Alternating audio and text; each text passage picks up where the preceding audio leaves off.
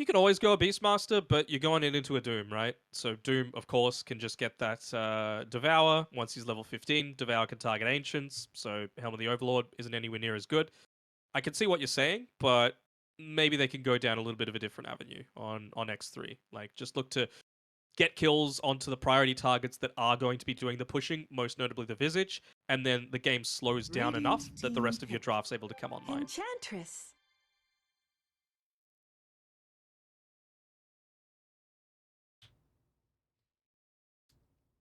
I mean, it's again another one of those lane dominators. I suppose the other aspect of that as well is that, of course, you've got the Enchantress with the enchant, and when you 10 consider the seconds Visage, what you're remaining. having to go up against, the Grave Chill, you could just look to dispel that. So 5 you make, of seconds course, the remaining. retreat a whole lot less effective if you are trying to go onto it. So yeah, Dire I don't team hate it, pick. but again, it is a lot of that slow damage over the time. They still go the Beastmaster. I understand why. They're just trying to up the tempo, and again, this is a lineup that can transition from that laning stage very effectively into getting objectives, but they're incredibly single target right now, and 10 they're seconds almost remaining. entirely physical damage outside of like the Enchantress, which is a support, 5 so seconds you know, remaining. probably not going to be too much of a factor, and the Whirling Axes, basically. So that's something that I'm a little worried about. You're already going into a Wyvern who's good at countering the split push. You've got Curse, which is fantastic against the Zoo. Yeah. So now I feel like you just need to make sure that you're going something that avoids the single target aspect, which, any Radiant kind of illusion team hero, ban. just pick that up. Ember Spirit. I I mean, think it deals with the push as well, the zoo. I think the concern of going for some zoo is that some illusion carry is that it does take them a little bit to come online, and I think X3 could just run over this game. 10 It does look seconds very good. remaining. If you can fit in, say, like a Phantom Lancer, I think probably Terrorblade is really the one that they're 5 looking at just because seconds he can remaining. fight a little bit earlier. But if you can fit in that hero somewhere, then Dire team X3 ban. will not be able to deal at all with some form of illusion. Radiant So team I'm just ban. concerned because PL, Naga aren't really at the top echelon of the meta, and they do take kind of quite some time to come online. So X3 do have kind of that capability still to maybe end the game early. I mean, Ember and Wyvern, this game is 10 on them, seconds basically, from remaining. what I'm seeing so far. Can they stop the push? Can they lane well 5 enough to seconds be able to make remaining. sure that this isn't as effective? This might even be a mid Monkey King, right? Into the Ember Spirit will be a pretty good matchup. What else could they look to go for? Like a Dragon Knight? We've Yep. seen that Dire dominate Ember team Spirit, and ban. it's just more pushing potential. I think it's really good this game. You do have a decent amount of percent damage from Infernal Blade and Arctic Burn, but you're not a little damage over time is nice versus the Visage. You can initiate, which is kind of one of my big concerns for X3 at the moment. You're relying on really just forcing remaining. fights around objectives. That's how you can kind of start these engagements, but actually 5 getting pickoffs is a little bit remaining. more on the difficult side. So I think DK will definitely help fulfill kind of the black hole they have there. Really wouldn't hate a Lesh on Radiant team X3, pick. but you got to be careful that they might just Bloodseeker you. And Bloodseeker's pretty decent at keeping waves pushed out as well. Yep. Blood right into a zoo, plus all the slows that are going to be coming out from the Wyvern, plus the Orb of Corrosion. It's pretty effective at guaranteeing that that's going to go off. 10 seconds Again, remaining. just some magic damage to split things up a little bit, prevents the 5 illusion seconds pick that I remaining. was talking about before. More push. I feel like it'd be pretty solid for them if they wanted to go down that route. Dire team pick. Call. Zeus. Okay. Well, it's magic damage. It's just not push. Again, maybe just wanting something that they're anticipating, perhaps the Terrorblade pick. Yes, that's a good point. It's a very good answer to the TB. 10 You seconds have a decent remaining. amount of time on cybercats. Is there? There can't be a PA, 5 right? PA is so seconds remaining. greedy though, but it's very good versus beast. It gets on the It's Zeus. way too greedy. It is very Way greedy. too greedy. Could Ooh. they conquer? Like, could you just rely on the Visage to do the pushing for you? You They may still now select Bloodseeker your regardless of no Leshrac. Alright. I don't hate this on Cybercats. This is going to be an action-packed game. That's what I'm going to say. Like, X3 are just going to run at your face, and it's going to be on H2O and Igor to make sure that they stem the bleeding as much as possible. I don't even know how I want to predict this. Let me have a look at the lanes again. Monkey King plus a Marcy into the Visage Doom. And it's a 4 Enchantress, isn't it? Yes.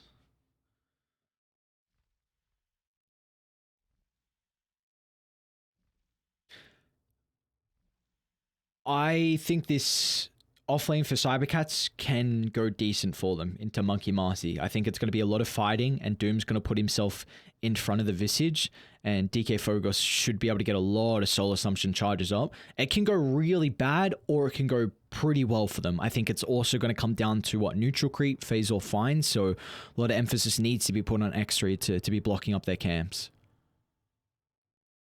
Yeah, I mean, if they were able to get the Ogre creep, for example, that would be fantastic for Doom. Just that defensive capability, and then, like you were saying, just be that body, that strength hero to be able to soak up a lot of the early damage. Really wouldn't hate seeing him go like an early ring of protection for this lane. And then once he gets the Scorched Earth going, it's just more stuff that's going to power up the Soul Assumption charges. I still don't know how I want to predict this. I'm just going to say 50-50. Honestly, it's going to come down to execution. If the Wyvern and Ember are on point, then I think that Cybercats are going to win. If not, then X3 will. I think it's also one kind of issue with how close this game is. You need to look at a little bit of how the previous series have been going, which we kind of did in game 1. But the fact that cybercats, they didn't crazily impress us with their game 1 performance. X3 looked really, really goddamn good. We think they have a lineup where they're able to compete in this second game as well. So X3, that's going to give them a lot of confidence regardless, knowing that they're going into us with a draft that they can definitely excel on. I think I'm 100% in agreement as well that this Ember and Wyvern, like, it can be a very, very good Wyvern game. Cold Embrace is going to be excellent. Really, all they have is the Zeus. Winter's Curse can just do so goddamn much, but we are, regardless, going to have a huge mid-game spike from everyone. I mean, Maelstrom BKB is always important for the Bloodseeker. You're not going to see him get too active. I think all the lanes is going to be very chaotic. There is the potential for cybercats as well to get on the Zeus. Like, there's not a lot to be able to protect the Zeus this game for X3. You don't have like this crazy front line. I think the main way to protect him is just off the back of the vision advantage with the Hawks and of course with the lightning bolt. So that could be a bit of concern because the Bloodseeker can BKB and just run at him. The Ember can jump. Maybe Doom can jump as well. So we'll see how they're able to protect Natty Narwhal. But yeah, man, I don't know. I think this is a very, very even draft. End-ring items as well. He's just going straight harassment. Dude, look at the bro. Oh, Nesfit. Yep. Gets a 4-man boundless, and the bonus movement speed as well should be enough. Yes, he's going to get out of harm's way. So we have a 2 for 2, it looks like.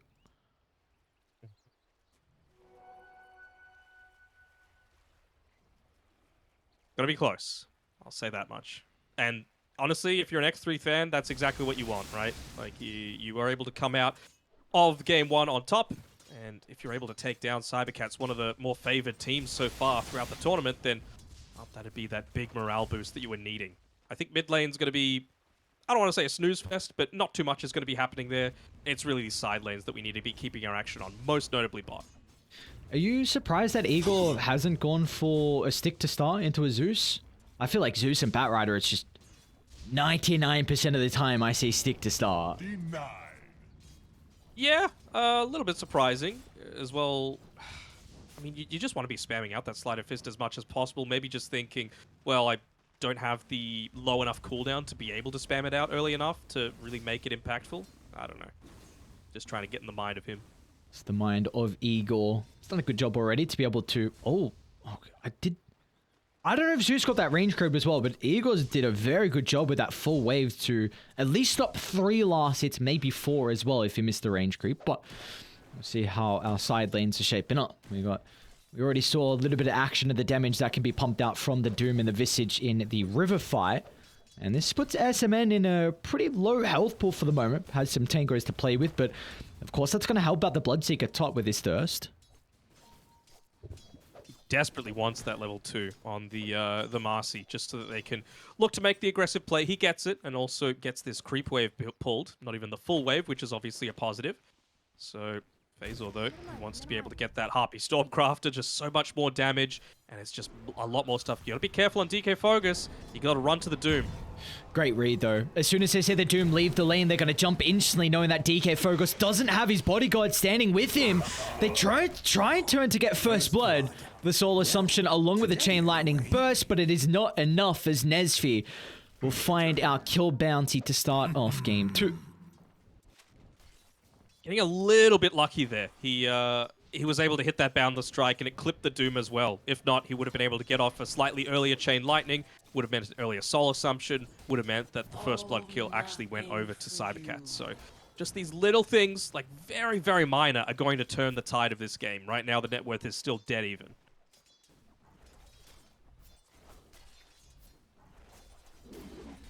They got this goddamn Sado Banisher, the one that's able to steal the mine, steal the mana. Shiatsu's playing a little bit. Hang on, what's going bottom lane?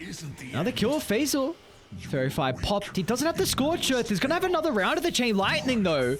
We'll be able to duck into the tree line, so DK Focus won't find that Soul Assumption. He's threatening about jumping in under the tower, but S-Man will be okay. Is he going to... Not enough damage. Top lane? Top side. Yeah, Enric's going to go down. Shigetsu.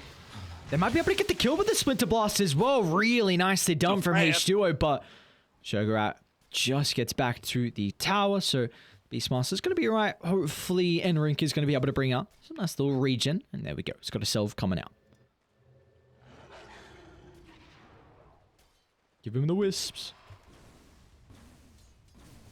Never refuse gold given. Oh, that would be wisps. a tribute. Say that again? Why are they wisps? Why are they wisps? They look like little hummingbirds. Or what do you want me to say? Give him the hummingbirds? Is that what, would you rather that? Give the forest things. I don't Give know. him the bird! Give him the bird. Stick up the finger! Is Upside. that... Oh no, not again. Shigetsu should be able to secure the kill here. Shogarat with that second point in the ball, along with the second point in the enchant as well. So there's a lot of slows that X-Ray are playing with up top. Mm-hmm. And they don't have amazing ways to deal with the boars this lane. Like, this isn't the one that we were talking about previously where it was just like, oh, you're going up against an Enchantress. You have to level the Wild Axes. Oh, you're going up against, you know, the Conquer, the Doom, the Alchemist, the Bristleback. It's really bad just because you're going to be feeding away a lot. No, this is a Wyvern who, of course, going to be a little bit mana starved if he needs to be spamming out the Splinter Blast. And the because of all the brawling that's going on, just wanting more points in the Thirst is the Bloodseeker. So very understandable that you're wanting to go up against this, but it's like a catch-22 situation. Like, it might be good to have more points to be able to claim these boars, but you're going to suffer in other ways. If you... I know, well, Blitz doesn't... Whoa! How? What? Let's go. He's back. How'd you reconnect? Is this a hack? I don't know. I mean, a lot of people would love to know, considering it's been an issue for quite some time. Bottom lane. DK Focus. Ship. Oh, they got the Thunder Gods. Natty Narwhal.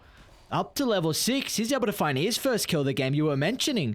I mean, it feels like a lifetime ago, but you were mentioning with all the action we're getting in the side lanes, this Thunder God's Wrath is going to be very important as soon as it's online.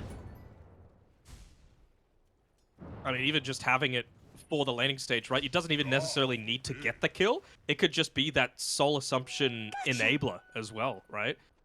It's a lot of damage being pumped out onto any target, and it just means that they're just going to take so much more. Radiant's middle tower Really just going to is be under going attack. back and forth quite frequently. Dire's structures Bottom are lane, fortified. Phasor. Tranks and 2 points in the Scorcher, so should have enough movement speed. Nesfear at least is able to get the Jingu stacks.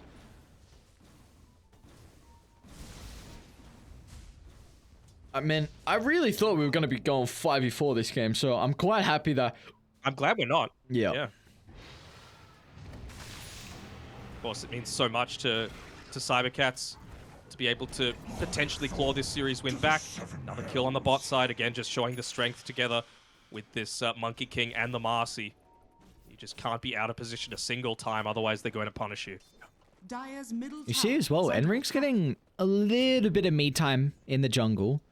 course, the Beastmaster is going to kind of struggle in this matchup, though, between a Bloodseeker and a Wyvern. They should be able to zone him out, but as Eastern Europe really like this position for Enchantress where they scale in regards to damage. We already see Enring has the treads queued up, so I'm intrigued to see of what he's going to go afterwards.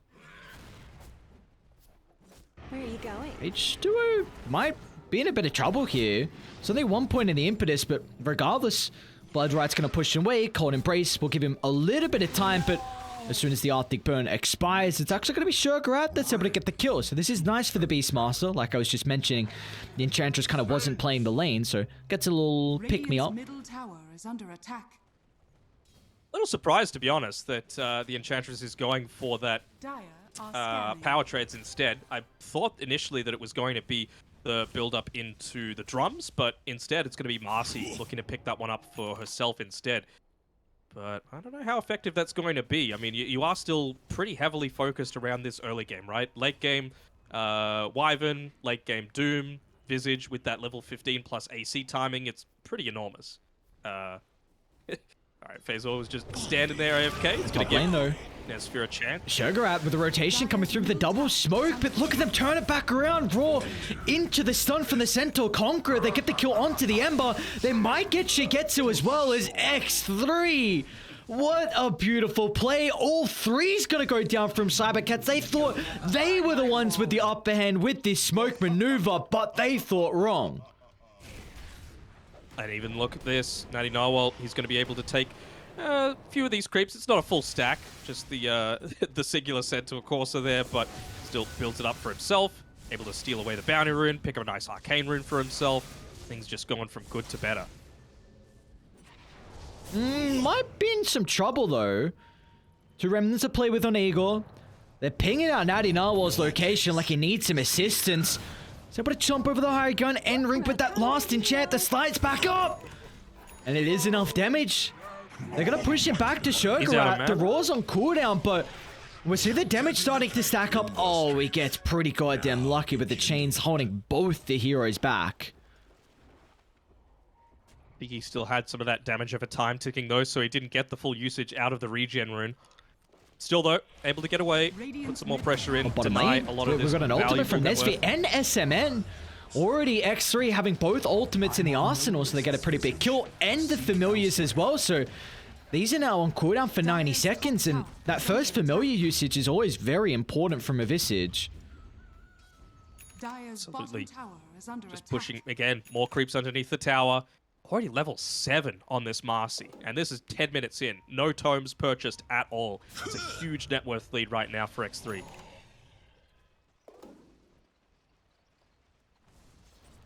They're really looking to take advantage of that. Sugarat up top side.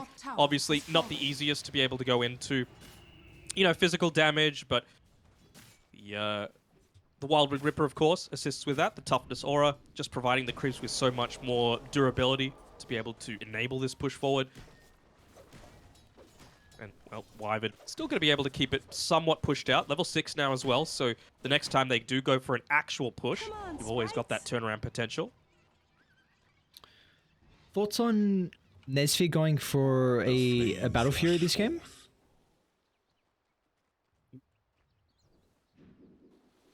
Maybe just wanting to get like good value out of being able to deal with things like the Visage Birds as the same time as, you know, farming and team fighting. Doesn't really feel like the greatest Maelstrom game. I guess it's kind of decent, right? You're going up against the Winter Wyvern, so some damage that's going to be using with the Cold Embrace would be a little bit useful, but yeah, I think either one would be fine. It might just be a personal comfort thing as well. Did have that ward on the cliff, so they were able to scout out Sugarat, along with Enring starting to connect to mid. So they will have an extra couple of heroes to try and keep this tower alive, but what do you do against a Centaur Conqueror and a Hellbear? This tower looks like they won't be able to keep it alive, at least the glyph to buy some time.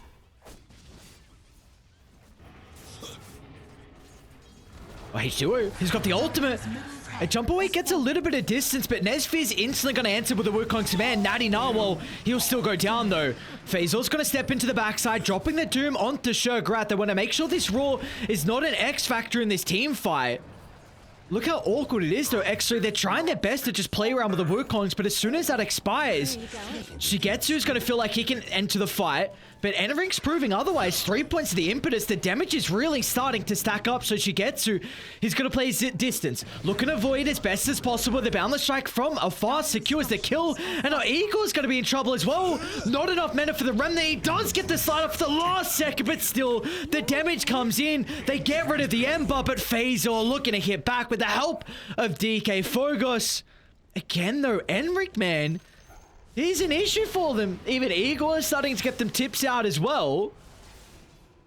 Magic damage is the way to go through him, but it looks like they don't have enough. So Enrik is free to path themselves to the left side. It's a skirmish that will result in a tier 1 tower being claimed. Just being so annoying against the Centaur right now. Not the Centaur, excuse me, the Doom. Just constantly throwing the impetus out. Obviously maxing that one out instead of the Nature's Attendants. It was a pretty costly dive as well, coming through from X3, losing 2 of their cores. But very well worth it to be able to just increase their map control over this area. Of course, any chance that you have to be able to pick up an objective like Roshan, going to be used every chance that you can get. And they had to use the Glyph of Fortification as well. So you can, of course, just look to push with this Alpha Wolf towards the top side if you're wanting to, which is one of the reasons why Nesphere came up here. Of course, there's no tier 1 tower for cybercats to play around as well. But, well, he's going to have the Battle Fury, and he's going to have the potential of just converting this into even more map control. You can see the pings already starting to come out, telling Wyvern to get his butt up there. He needs to make sure that he's stopping this push in its tracks.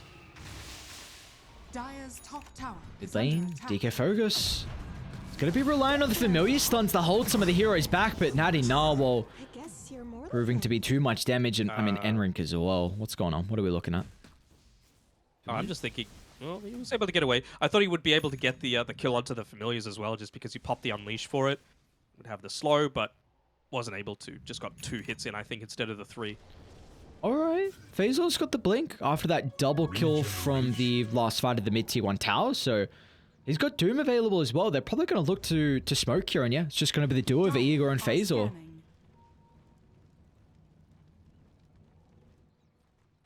Are they going to be able to get done, though? I mean, obviously, taking out this Beastmaster would be pretty huge. He's only 30 gold away from picking up that Helm of the Overlord. They might get Nesphere as well. They're not going to expect a blink. Wukon's Command's going to come out, holding the back for the moment, but the Doom used at the last second. And H2, he's trying to protect himself instead of getting the curse out, but the rest of Radiant converging on their location. The Thunder God's Wrath to get rid of the Winter Wyvern, and in the end, a 2-for-1. And it was a Doom that didn't really give them a whole lot as well. The Beastmaster already had like a 3rd health to play with, so not the greatest blink reveal. Nice read. They might get DK Phogos too. A boundless strike to start. An easy chase down. He's got no one nearby. Look at the damage as well. Maxed out sidekick. And Nesphere, when he's able to find the Jingu Mastery, they get both familiars, and he just resummoned again. So, man, Visage is really not having a game. No, definitely not. His net worth is equivalent to that of a support at this stage. And, well, Natty Narwhal was able to, of course, join in that fight while continuing to farm with the Thunder God's Wrath. Now he's got the Aghanim Shard as well. So, just another instance of damage to be able to, you know, deal a bit more against the Visage, of course, deal with the Gravekeeper's Cloak, and really just be effective against some of these heroes as they start to get a bit beefier. They're rushing, and they're doing it pretty goddamn fast. They're going to get it for free. Ancient Black Dragon will do that. Very nice. A Roche. I mean, they're just playing all for the early game. 1,000 gold away from being able to pick up the Desolator on the Monkey King. Not the greatest synergy with any of the other units on the team other than the Beastmaster. Helm of the Overlord summon. I suppose a little bit of that can be given towards the Marcy as well, but that's not really what the Marcy is in the game for. It's just about being able to take those towers in an incredibly quick fashion. They might even be able to converge onto top with this Aegis if they really wanted to. Still 40 seconds, 50 seconds left on the Glyph.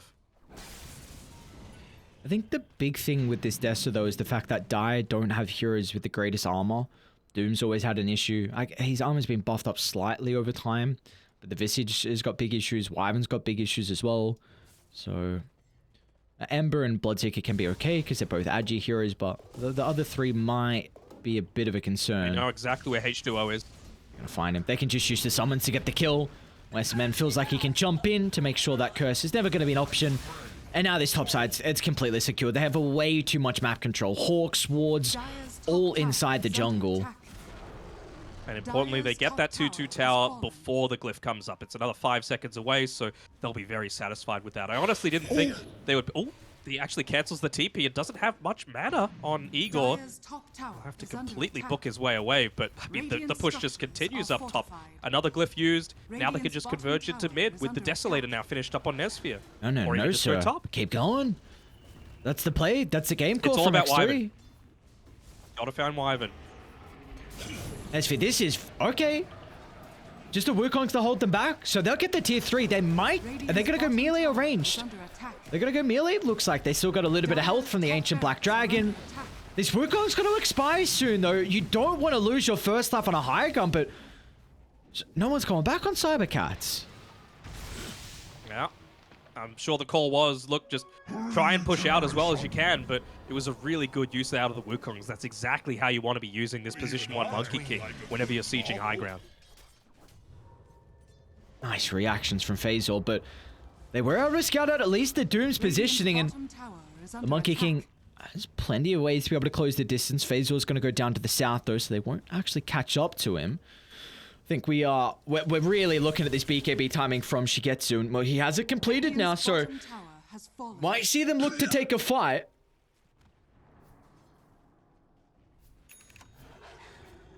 Well, they're going to need to. I mean, again, mid-wave still getting pushed. You can either go into this BKB or the Blink Dagger coming up next on Shogurat. He should have enough gold for the Blink Dagger if he opts for that, and I really feel like that's the play. It's still just all about trying to find this Winter Wyvern and take him out of the equation.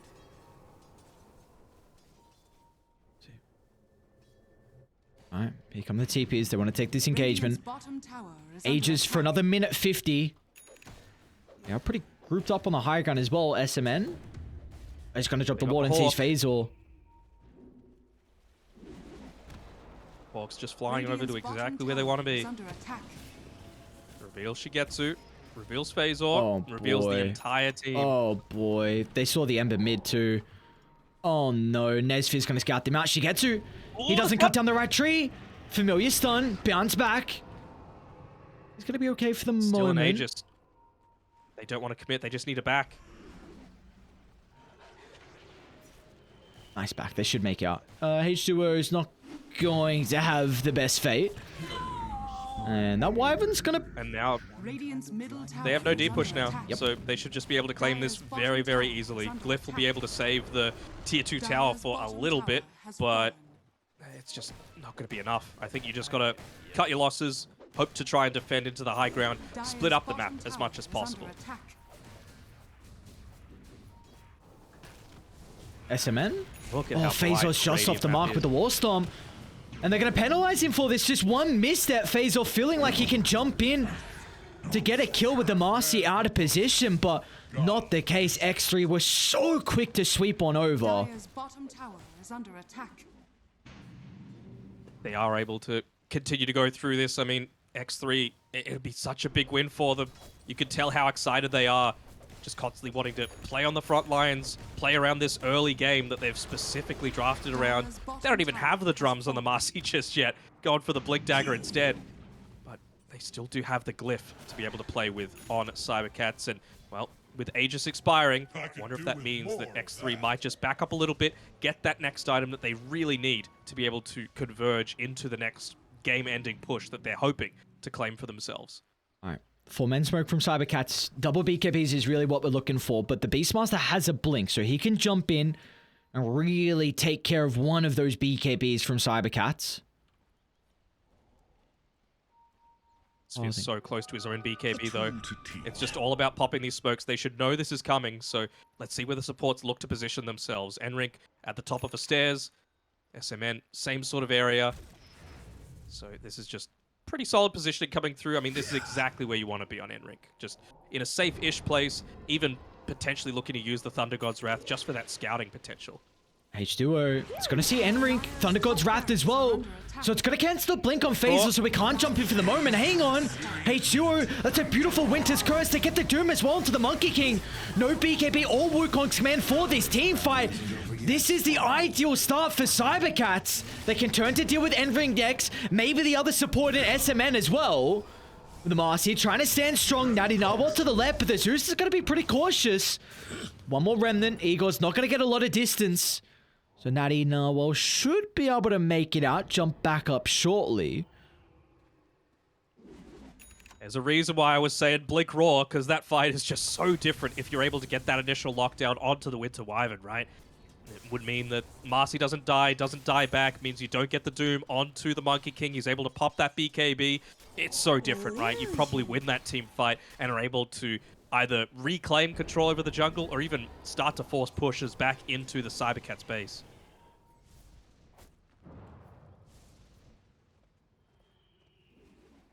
It was the Marcy that brought back, right? Yes. Yeah, all right. They lucked out a little bit there with the Wyvern not being instantly locked down.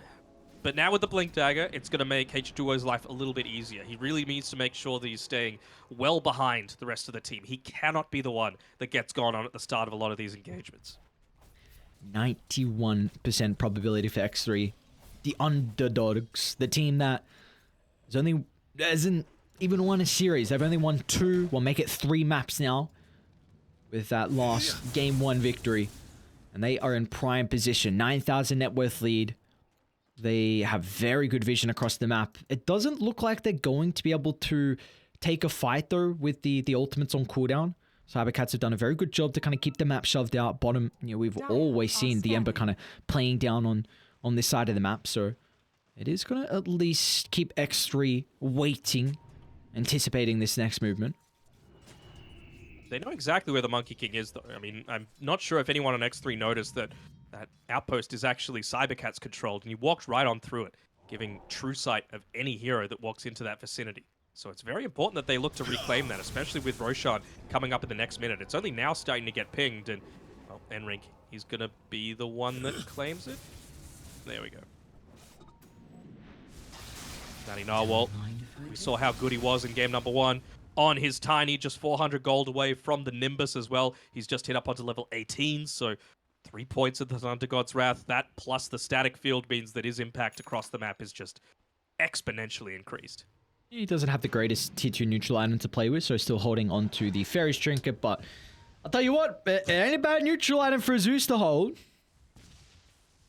And not a bad rune to bottle up either. The regen means you're always going to have impact, and of course, like, I've been saying it over and over again. Roshan is where they want to be fighting next. Natty Narwhal, he's going to put himself on the top side of the map. He could put himself bot if you really wanted to, right? Just because you've still got the mid tier 1 and the top tier 1 tower to TP to and be able to influence that team fight if your ultimate and Nimbus aren't enough.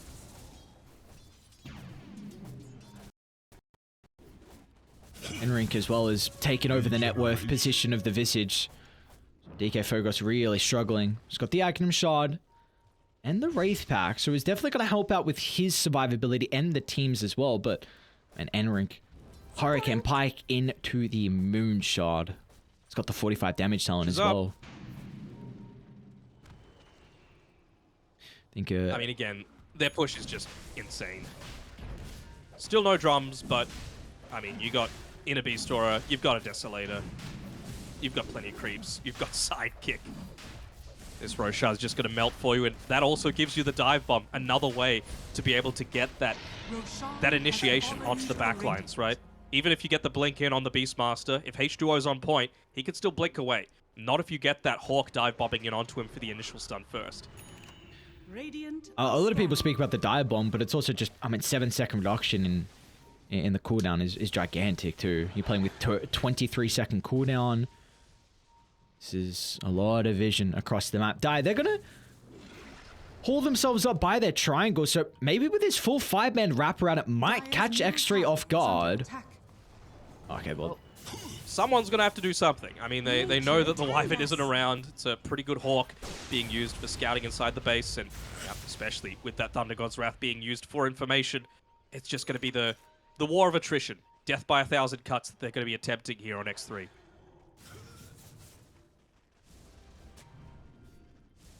Maybe this is the way they go. What is placed? See who the target's going to be. Even I like Send the dog troll. Oh, Fazor's going to eat that one up. Man, Enring's the one that's sieging. Are you going to Doom an Enchantress? Great use of the Hurricane Pike, getting a little bit of distance. The Doom still hasn't been just used yet. Yeah. But the curse Great is even curse. better. Onto 3, holding back the Monkey King Nesphir. Doesn't have an opportunity for the Gotta get the Workers Zeus. Command just yet, but down to the south, the Raw holding the Ember, but it will not matter. Look at the BKBs protecting them. They're going to charge their way towards the Beastmaster. Another incredible start to the fight here for the just lads back. on Cybercats, but even look at the control from Nesphir. Finds Eagle protected with a corner brace for the moment. Are there any remnants? What can he play with? He doesn't get one off as X3 flexing their damage. It's Nesphir with a double kill. Might be pouncing for more. Cybercats will just make it away though, but another really decent fight though for the lads on Dire. It's decent, but it relied on, like, the perfect Winter's Curse to come through. Even the Doom wasn't really that effective, right? It prevents a lot of the damage, sure, coming out from the Enchantress, but it could have been on a much higher value target because she was able to get the Nature's Attendants off, rejoin the fight, and was able to burst down that Ember Spirit through the Cold Embrace. Dire's structures are fortified. DD more than likely Radiant's bottom forcing the tower glyph in is the under back. attack. What is the call, X3? You've got the Aegis for another 2 minutes 30. You don't have Winter's Curse. That's the thing that you're mainly Phasor. worried about. I stump onto 2, They're just but trying to delay. They could very easily go high ground in my eyes. No Ember, no Winter's Curse, no Doom, and they're still scared even with this Aegis. That's a puzzling decision. the Beastmaster's feeling the importance of getting bottom shoved out and getting the outpost as well, so he's soon going to connect to the team. Ember will be up shortly. They've got Wukong's command, though, to once again reposition H2O. Oh, they get rid of the Winter Wyvern. That's so important for the defense. Didn't do your homework, Wyvern. SMN? To get the Wukongs off Oh, as well. Lincoln's BKB, though. Shigetsu.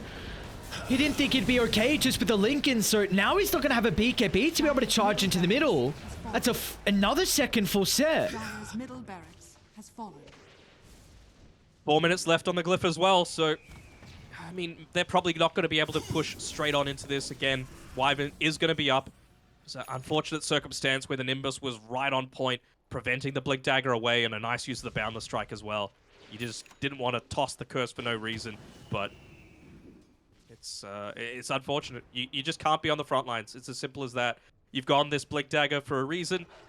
You got to make sure you're playing back lines if that's the case. Still a minute, man. And Wukong's is up in 30. So they're going to be able to have this for maybe a little bit of poke and prod and also to be able to retreat outside the base. They got the drums now as well. Shigetsu. BKB's on cooldown for 25. Grenade. There's Fear. Looks like the Aegis should be ticked out. Great use of the Mischief. Hasn't killed him off just yet. Ego's going to be forced to play with the Magic Immunity off to the right side. The Doom from Phasor. Holding back the Beastmaster. He's not going to have the Roar for this fight. All eyes on H2O. Needs to step in to get the curse, but X3, the resilience, just making sure no one is grouped up. Great calls from them. Are they going to go back in? That's Doom expended. They smoked with a lot of people revealed, but I'm just going to straight up pop the Wukong. But they can pop the They're able to Visage! get this gold to the Visage. Oh no, DK Phogos.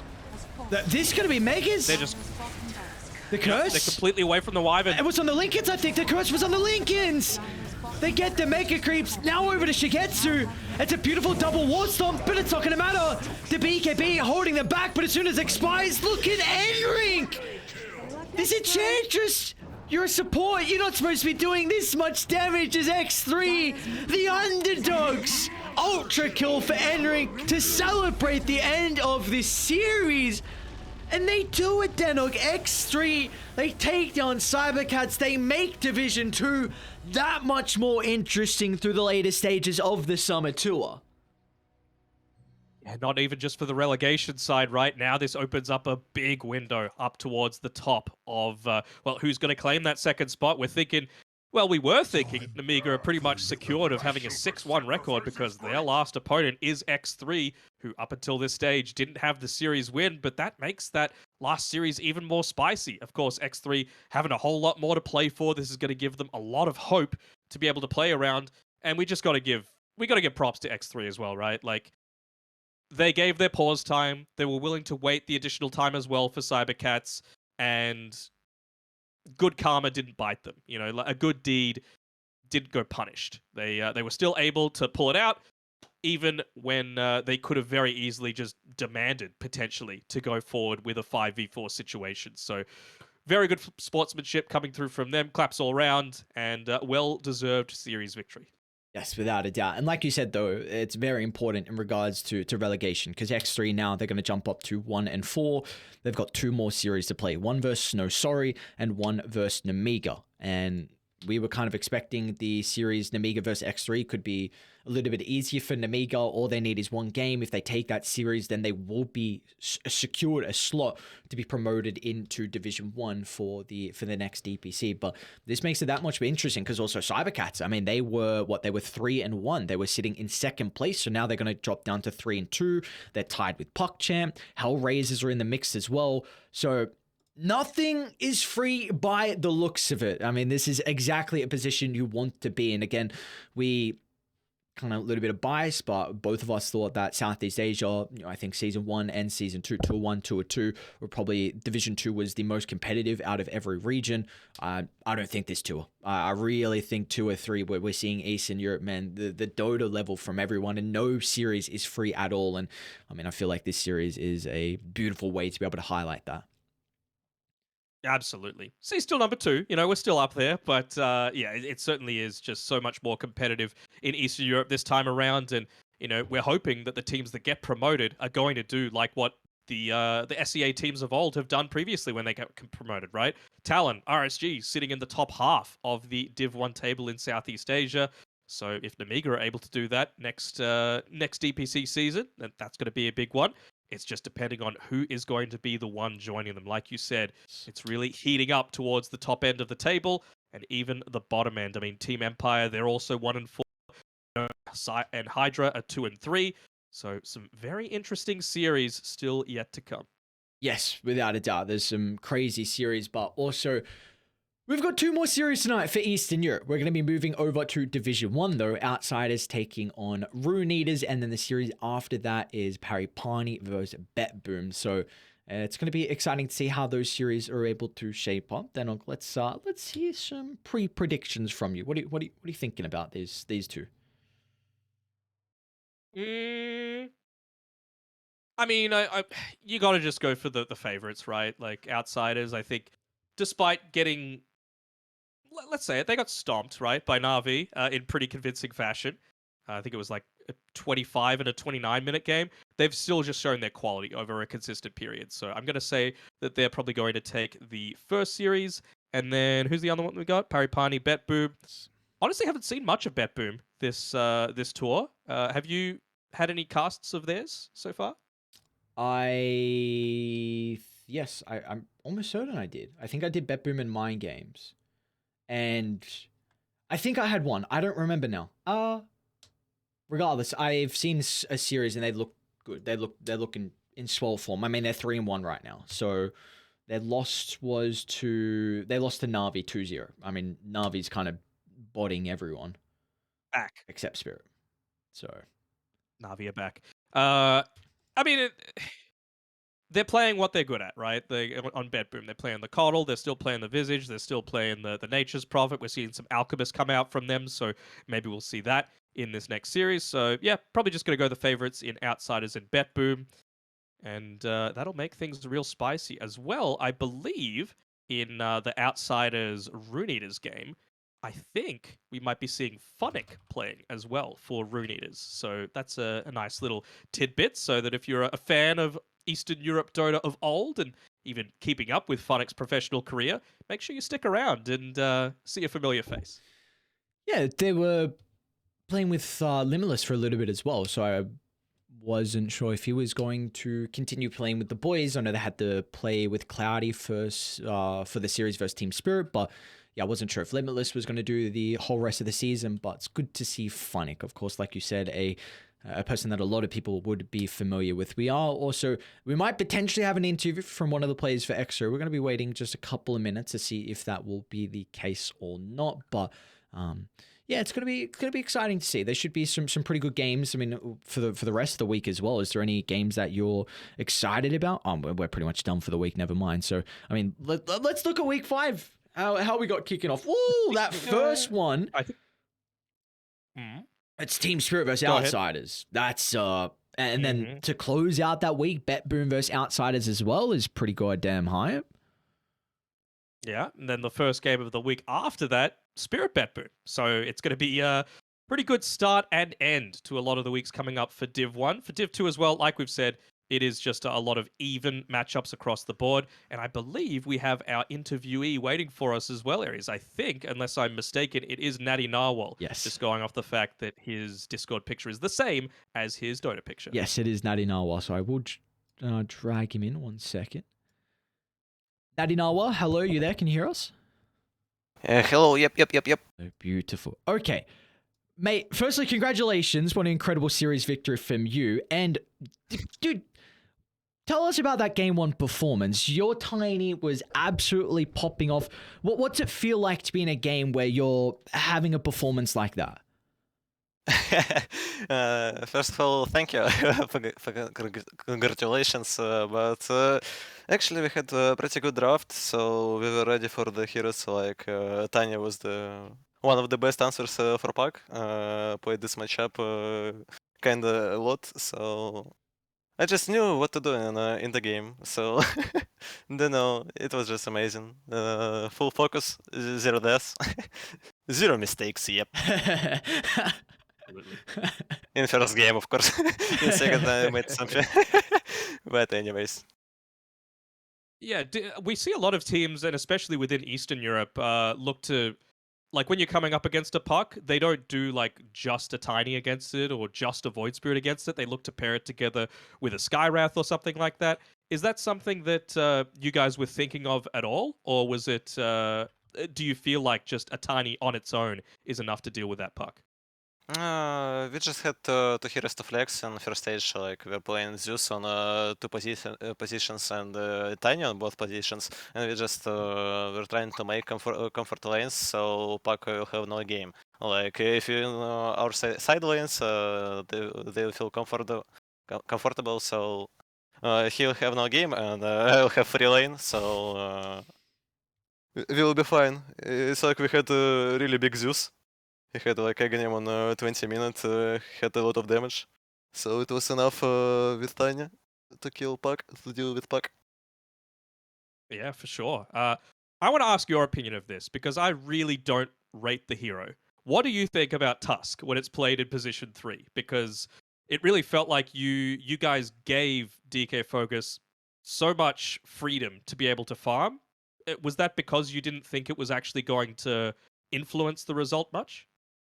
No, I think so. They already played with Tusk post 3. Actually, he's kinda good hero right now. It's like he's very strong on lane. He have save ability. Also, he's broken Aghanim, but he had no enough net worth to get it. He just didn't hit his timing. But yeah, this hero is kinda a pain in the ass. Don't know. We had no practice versus it on position 3, so it was kinda rough lane. But anyways. Adapted and ended this game fine. Yep. I'll believe you for now. And what else was there? I had one other question. Aries, do you want to ask something while I think again? I'm intrigued on when you feel like the Midas route is kind of the way you want to go down on a Tiny. Oh, I just tested a lot of builds on Tiny and just get like if you make some mistakes without Midas, your hero from position 2 is becoming so weak. I don't know. But Midas kinda compensating it. And when you're playing well and you don't make mistakes, then Midas is even better, right? Because you Yep, just yep. That's the point. It's like plan B, you know? If you're playing without Midas, you rush an Echo Saber or something like this. You made one mistake, you have no enough net worth to kill heroes, and you're becoming the garbage in team. But Midas, even if you make some mistakes, you can cover back in the game because you have enough net worth. Also, experience, but anyways. and the attack speed's pretty good as well, right? Yeah. For a tiny specifically. Absolutely sure. Yeah. The question I had was, there was a long pause at the start of that game. What do you guys talk about during that pause? Because it felt like it went on for about 20 minutes or so. Is it just trying to keep everyone in the zone? Are you guys just relaxing so that you don't get too tense and too worried about, what ifs and that sort of stuff? Like, what do you guys do to spend that time just waiting for the enemy team to reconnect? Actually, in the first 10 minutes of pause, we were just like relaxing, focusing on game. Like we're talking our basic game plan for next 5-10 minutes. What we wanna do in map. Like my level 6 on Zeus, so my side always can attack on an enemy. But when we understood that pause will be long, we just tried to relax a bit, walk a bit, drink some water, you know. breathe in, breathe out. So Absolutely. that's the point. It was like, okay, we'll wait, but with this relax, we will not lose our focus. So yeah. I have another question about you've got the same picture as your Steam profile picture and your Discord profile picture. Is it one that you just like the look of, or does it have a special meaning to you?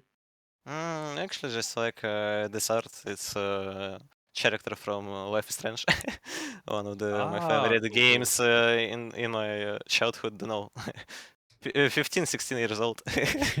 Liked it a lot. One of the favorite heroes characters. I mean, so Sounds good to me. like this. Yeah. I'm all good, Aries. You got anything? I've before we let you go, I've got to ask you, what's the is there any meaning behind your name as well, Natty Narwhal? We really like the name, so I'm intrigued if there's any meaning.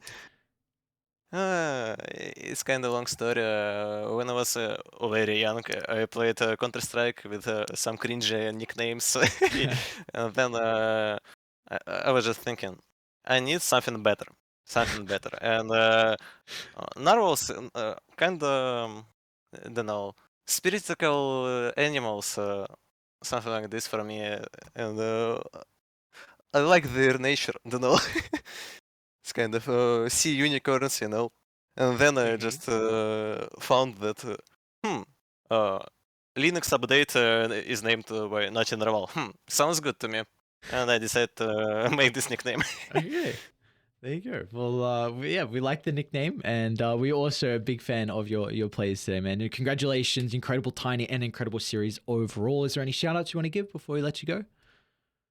Thank you. Shout out to all the fans who support us even if in tough times. Like we were 0-4 before this game, first victory. But thanks for everyone. Hello to our manager, to our coach, and of course for CEO. Yep. Beautiful, awesome. And do you stream at all? Can people follow you on Twitch or somewhere else if you like to stream, or do you just keep a low profile? I stream sometimes, but also sometimes I need more time to focus on myself, like on improving my game, and the streams kind of disturbing a bit. So it's not regular streams right now, but we'll try to fix it soon. Well, there you go. Is it just Natty Narwhal if people want to follow you? Yeah, like my nickname, Natty Narwhal. Don't know how it's in English. That's all Forgot. good. That's so good. Wait a second. Is it underscore afterwards? Yeah. Okay. Underscore. Yep. There you go. Natty Beautiful. Narwhal underscore. Perfect, mate. Thank you very much for joining us. I've got a bit. And again, congratulations on your series victory. Thank you too. Awesome. Thank you. There we go. Bye. Bye, good sir. Bye bye. What a There we go. First series done and dusted. I love that Natty Narwhal without the underscore was taken, by the way. Do you even know? Wait, do you? Yeah, of course I heard it. Uh, At the end of the game, he's happy. He's a happy boy. Very good, very good. I mean, he had an incredible performance, and so did the rest of X3 as well. They're able to take down cybercats, who are currently in second position. They were in second position, but now this puts the Division 2 for Eastern Europe in a bit of a whirlwind. We could have some tiebreakers for promotion slots, and anything could happen for the relegation as well. So that is a much-needed series victory for X3. Another important thing is that X3, they are versing No Sorry as well, and No Sorry are kind of one of the other teams that could be competing for the bottom 2 slots. If they get another victory, maybe they're okay, but you like to say, what's that, the 7th point series victory or whatever. It's just important to be able to get that victory against a rival that you're competing with towards kind of the bottom of the pack. You could maybe knock them out, or they could secure their placement, but regardless, that is our first series done and dusted. Danog, any closing comments?